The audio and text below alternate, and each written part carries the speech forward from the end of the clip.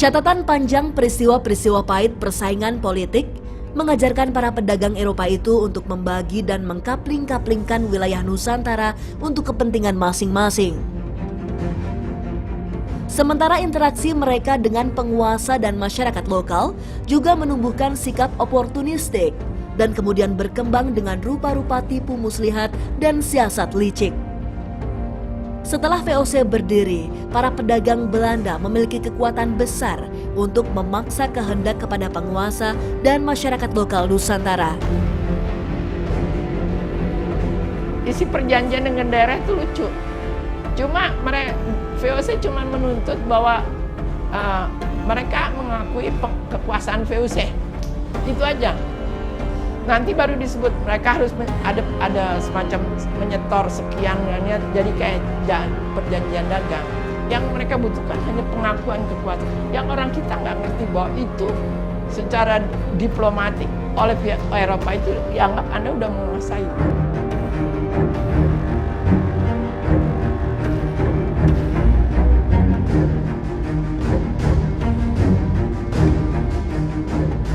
Nusantara pada masa itu sesungguhnya bukanlah terra incognita yang tidak ada penguasanya. Kerajaan-kerajaan lokal ada di berbagai tempat dengan pemerintahan yang berdaulat di wilayah masing-masing. Sistem dagang dan tipu muslihat VOC yang merugikan itu tentu saja mendapat perlawanan. Perlawanan yang berujung kekalahan karena perpecahan dan adu domba Belanda terhadap kaum pribumi Nusantara.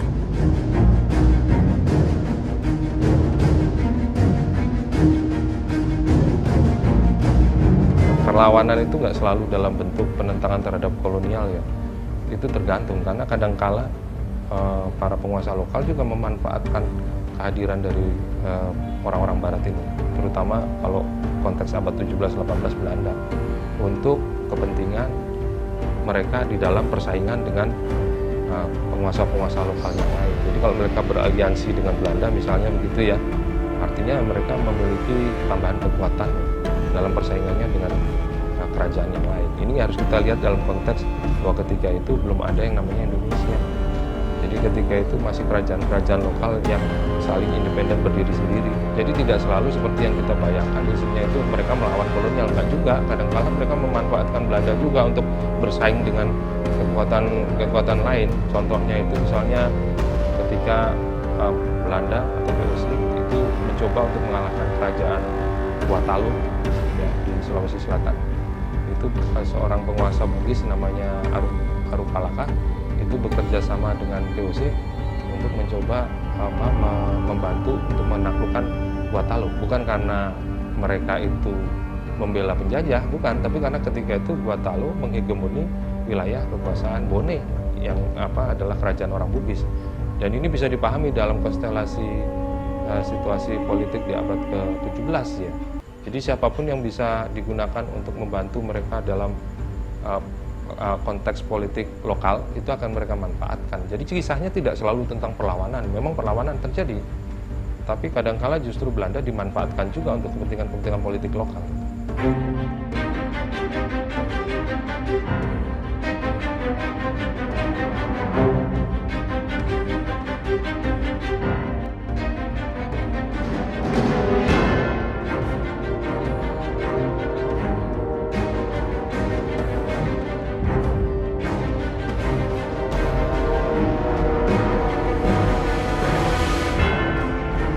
Menikmati kekayaan alam Indonesia selama ratusan tahun telah membuai bangsa Belanda. Hal ini yang membuat pemerintahan Hindia Belanda terus mengirimkan tentaranya agar dapat menguasai kekayaan Nusantara. Mereka terus menumpas perlawanan kaum pribumi dan menghalau bangsa-bangsa Eropa lain yang ada di bumi pertiwi.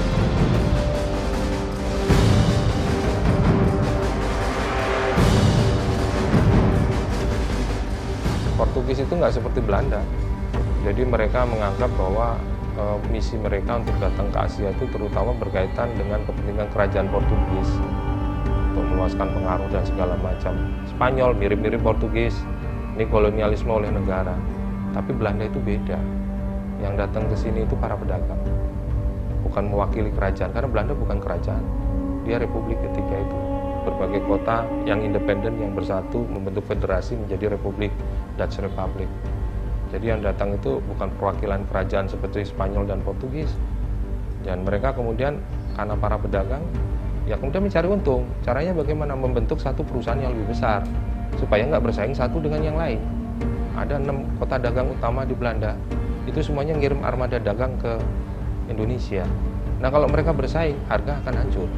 Nah, jadi karena itu pada 1602 mereka mendirikan satu maskapai dagang yang menggabungkan ke 6 kota dagang itu yang disebut dengan VOC, Verenigde Oost-Indische Compagnie, perusahaan dagang Hindia Timur. Jadi bukan kerajaan, bukan perwakilan kerajaan, bukan negara, tapi adalah perusahaan. Nah, ini yang membedakan mereka dengan bangsa-bangsa Eropa. Ya, ini saya kira karena bagian dari konsolidasi wilayah kolonial di antara negara-negara Eropa ya, supaya kepentingan mereka kemudian tidak saling bergesekan. Jadi karena proses sejarah itu mereka menguasai wilayah-wilayah yang saling berpotongan. Misalnya Inggris dari awal itu menguasai wilayah Bengkulu, sementara Belanda itu menguasai Malaka. Ya, Malaka setelah jatuh dari tangan Portugis dikuasai Belanda, dan juga Singapura kalau nggak salah ya. Nah ini kemudian menyebabkan dua wilayah ini seperti darah kantung di wilayah koloni bangsa lain. Malaka itu ada di Semenanjung Malaya yang ketika dikuasai Inggris, sementara Bengkulu itu ada di Pulau Sumatera yang dikuasai oleh Belanda. Jadi untuk memudahkan pengaturan koloni dan mungkin juga karena ada kesepakatan-kesepakatan di antara kedua bangsa ini, akhirnya itu ditukar. Dan ini saya kira bukan yang pertama.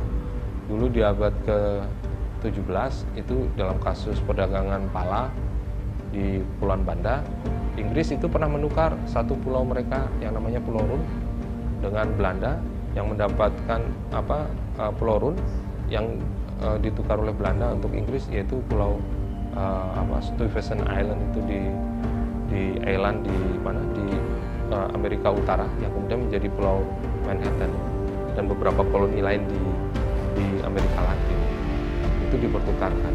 Jadi Belanda mendapatkan Pulau Run, dan juga ada beberapa koloni seperti Curaçao, Antillen itu yang di Amerika Latin. Nah, Inggris mendapatkan Manhattan dan New Amsterdam yang sekarang menjadi negara bagian dulu.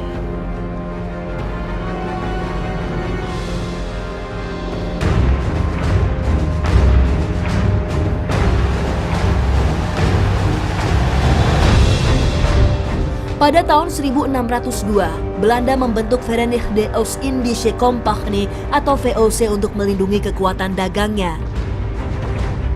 Tahun 1669, VOC mengalami puncak kejayaannya. VOC menjadi perusahaan dagang terkaya di dunia. Dia seperti negara di dalam negara karena diberi hak-hak istimewa sama pemerintah Republik Belanda. Ada yang namanya hak oktrooi. Itu hak yang khas yang dimiliki oleh VOC sehingga menyebabkan dia bisa mencetak uang, merekrut tentara, bisa melakukan peperangan, bisa mengikat kontrak, bisa mendirikan koloni, bisa menyatakan perang. Nah itu perusahaan yang luar biasa, mirip juga sebuah negara di dalam negara. Nah hak oktrooi itu nggak berlaku selama-lamanya, hanya 21 tahun. Tapi sejak tahun 1602 selalu diperpanjang terus sampai VOC dinyatakan bangkrut pada tahun 1799.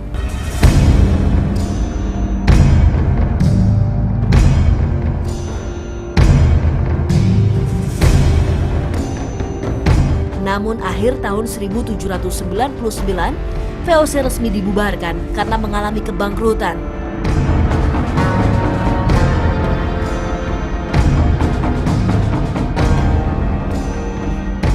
Ketika itu selera pasaran dunia sudah berubah, tidak lagi rempah-rempah yang harganya paling tinggi, karena rempah-rempah berhasil ditanam oleh Prancis di koloni mereka, sehingga kemudian harga rempah-rempah di pasaran dunia hancur, dan VOC dengan warisan wilayah yang sedemikian luas sudah tidak bisa lagi menghidupkan birokrasi atau menjalankan birokrasi yang sedemikian besar, karena mereka memiliki kantor-kantor dagang yang tersebar dari Desima di Jepang sampai ke Tanjung Harapan di Afrika Selatan, sehingga ini menyebabkan pada akhirnya biaya pengeluaran mereka lebih besar daripada keuntungan yang didapat.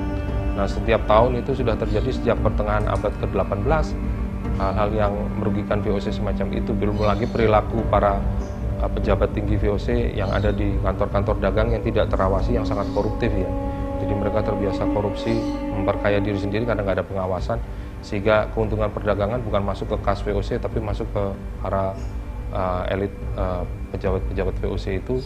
Dan ini semuanya akhirnya pada ujung-ujungnya membuat VOC memiliki hutang yang sangat besar ya, yang kemudian berujung pada pailit ataupun bangkrut. Sebetulnya 1795 dia udah bangkrut. Banyak utang, korupsi. Karena pejabatnya dagang sendiri. Punya kapal, dagang, ambil gitu. Nggak disetor. Bangkrutnya begitu. Sebetulnya ya korupsi.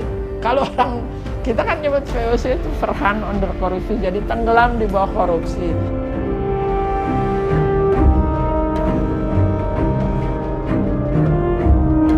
Setelah VOC bangkrut, aset-aset VOC diserahkan kepada pemerintahan Hindia Belanda.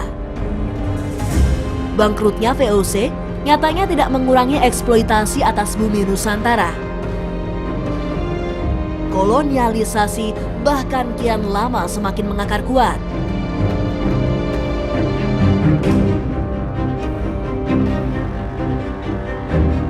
VOC itu kan kamar dagang yang hanya diberi hak untuk mengatur. Jadi perusahaan dagang yang punya tugas kan seperti sebuah pemerintahan kan, karena oktroynya begitu. Nah, kita itu sebenarnya kolonialisme sebagai satu koloni itu dimulai 1800 itu, sesudah VOC bubar.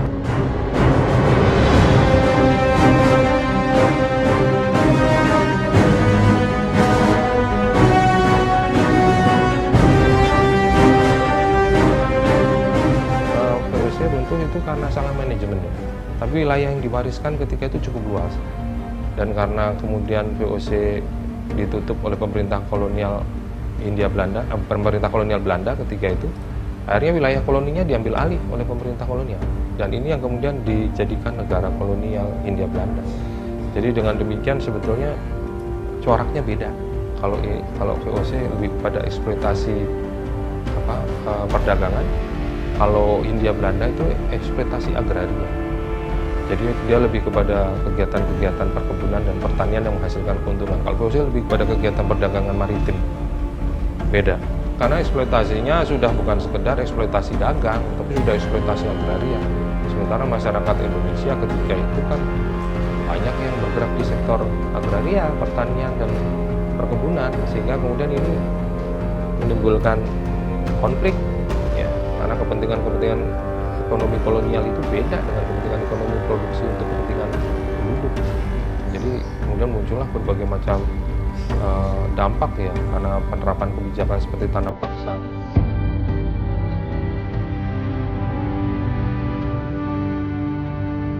Sesudah VOC bubar, pemerintah Hindia Belanda menerapkan aturan tanam paksa atau Kulturstelsel di Nusantara. Tanam paksa mewajibkan seluruh wilayah pertanian wajib ditanami tanaman komoditi ekspor dan hasilnya diserahkan kepada pemerintahan Belanda. Wilayah yang digunakan untuk praktik Kulturstelsel pun tetap dikenakan pajak. Sementara warga yang tidak memiliki lahan pertanian wajib bekerja selama setahun penuh di lahan pertanian dan perkebunan pemerintah. Sistem tanam paksa ini jauh lebih keras dan kejam dibanding sistem monopoli VOC. Pada masa VOC, petani hanya diwajibkan menjual komoditi tertentu pada VOC.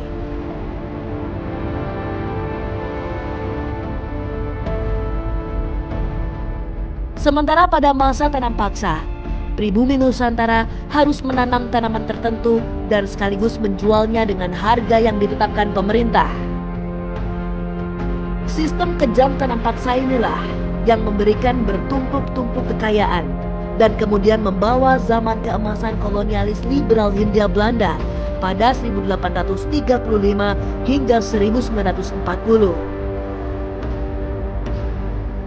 Sementara itu, Jauh di bawah sorot lampu keemasan pemerintahan kolonial Hindia Belanda, rakyat pribumi Nusantara hidup dalam realitas perih kenyataan. Menjadi kaum tindasan dari para penjajah, tidak lain adalah seburuk-buruknya nasib dalam kemalangan.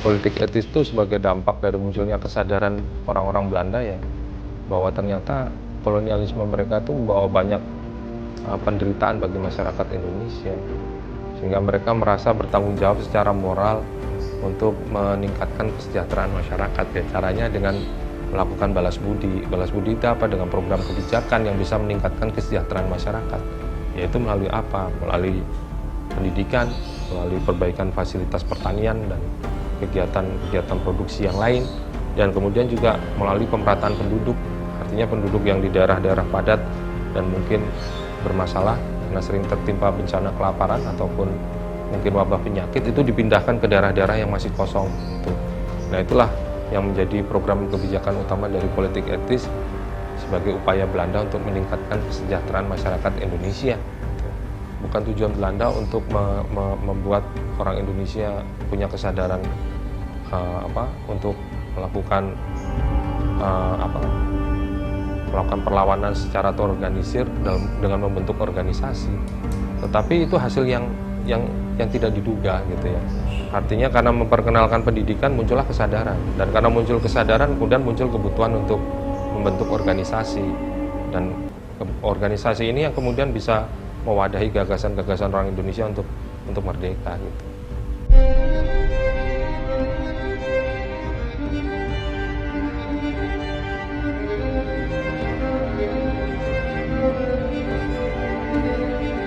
Sejarah mencatat sekian banyak peristiwa yang silih berganti mewartakan penderitaan anak bangsa.